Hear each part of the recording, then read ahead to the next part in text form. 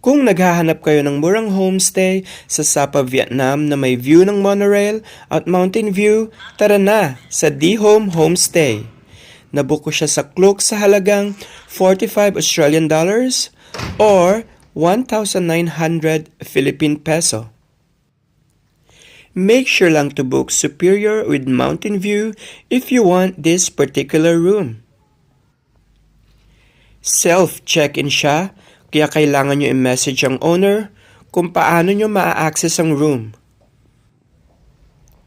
May common area siya na may kitchen, toilet, sofa, some appliances, and utensils. Pwede nyo ring iwan ang inyong luggage before check-in and after check-out.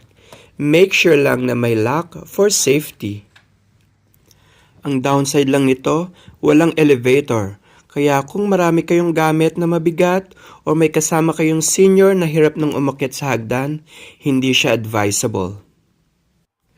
At maganda rin ang location niya kasi walking distance lang siya from Sun Plaza Station.